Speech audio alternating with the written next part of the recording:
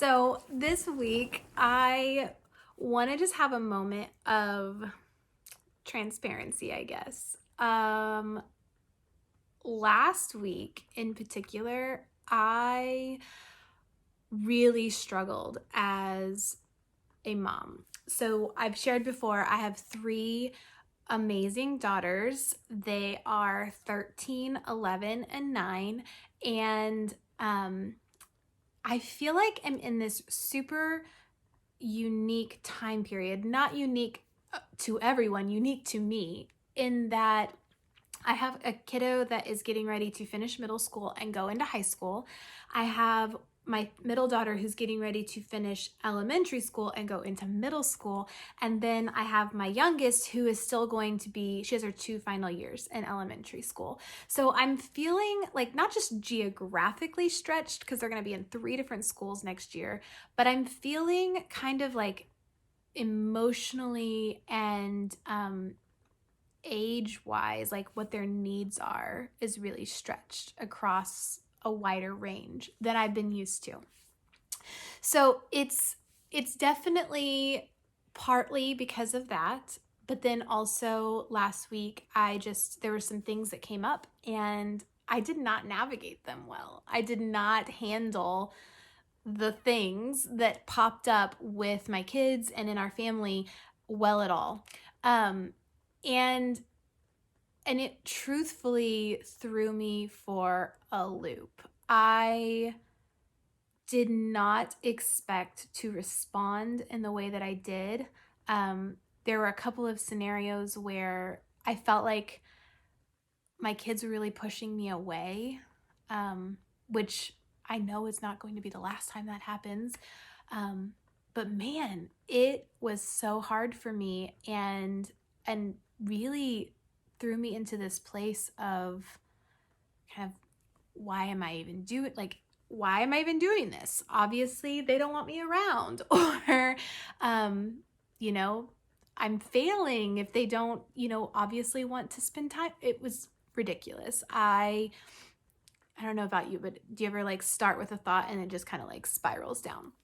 So I really struggled last week, and I want to be honest about that because I don't ever want to come on here and be like, hey moms, let me give you lots of encouragement, because I never get down, because I was down last week. I cried. I had multiple days of puffy eyes because I was, I had those moments where I'd be like interacting with the kids and then I'd come up to my room and I would just cry, like sit on the floor in my bedroom and cry, wipe my eyes, go back down.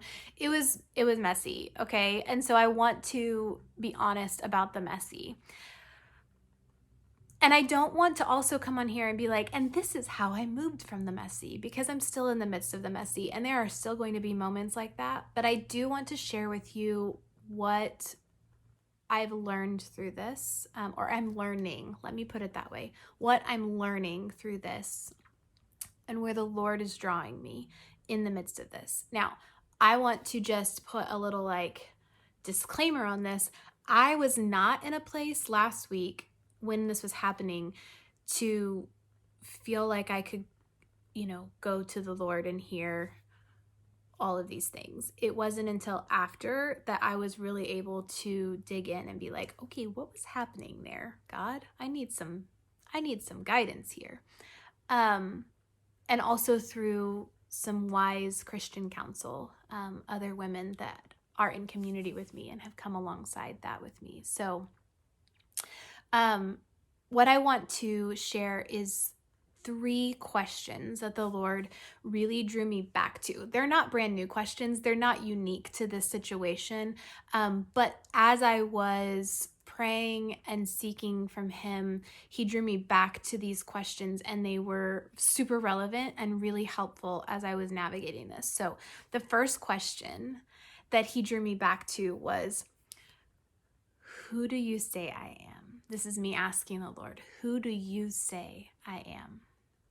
See, in the midst of all of this with my kids and feeling like I was not doing things well, I had allowed the enemy to start telling me who I am. You're a failure. You're not good enough. You're not what they need. You obviously don't have what it takes. All of these things that the enemy was telling me, I was just like attaching myself to. Before I knew it, I was saying those things out loud. Well, I'm obviously not what they need. Okay, guys, those are lies. And so when the Lord drew me back to this question, and he was like, me asking him, who do you say I am? He was able to exchange those lies with truth. He says that I'm equipped. He reminded me that he made me their mom. Out of everyone else that could have been their mom, I was chosen to be their mom. So he has equipped me to be the mom that they need. He says that I am his, that I'm not a mistake. He says that I am protected and that he's my provider. He continued through that time to remind me of what he says about me. And with every single lie that would pop up, he would exchange it for truth. So that question of who do you say I am? Again, it's not a unique question. It's not a brand new one, but he drew me back to that. He then also drew me back to the question of, what are you asking of me right now? Essentially, what is my role right now? This one was important because I didn't realize that I had elevated my role, the part that I was playing in my kid's life, to the hero of the story. It makes sense when I think about it, because over this last year, with my husband still going to work and everyone, me being at home, my kids being at home, we're all here, I was the primary caregiver. So it made sense that I had started to kind of slot myself into this role of, if mama doesn't do it, no one's going to do it. I was the hero in the story. And as I was praying about this, the Lord drew me back to the reminder that I'm not the hero in their story. He is. And their need for him, for his spirit, for his power, for his guidance, far outweighs their need for me. And if I put myself in a place or in a role where I am the hero, it's diminishing their reliance on him. That was hard for me to hear. And it led me to a place of, I had to repent for that, for flip-flopping those roles and forgetting that my job is to point them to Jesus so that their need and reliance on him grows. Because someday I'm not going to be here, guys, but they will still have his spirit. They will still have him. So that second question of, what actually is my role here? And then third, he drew me back to the question of, how do I anchor myself? So I told you guys, in the midst of all of that last week, I was not in a place where I was seeking him. I was just wallowing in the pit, okay? And he drew me back to this question of, where are my anchor points? It's easy to forget them.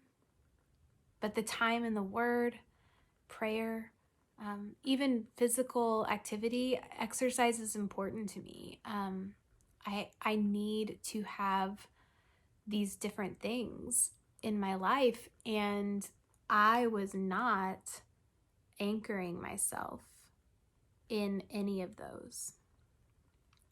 So that third question, I've answered it before. It's not like it's a new question, but I needed to be reminded of what my anchor points are. That in the midst of the waves, because there's going to be waves, I have a teenager, preteen, and pre-tween, so it's coming. I have to have these anchors so that I can be steady when everything with them is not. So I'm sharing this for a couple of reasons. I already said I want to be transparent. I don't ever want to come on here and be like, oh, I've got all my stuff together, because I can guarantee you there are so many days where I'm like, I don't even know what to tell someone. I want to be transparent about where I'm really at. But I also wanted to share these 3 questions that the Lord drew me back to. Because maybe you're finding yourself in a similar season, or maybe it's not the same season, but it feels the same. And those 3 questions of, who do you say I am? What is actually my role here? And how do I anchor myself? Maybe those 3 questions are exactly what you need to be asking. And then hear from the Lord what he has for you in those 3 questions.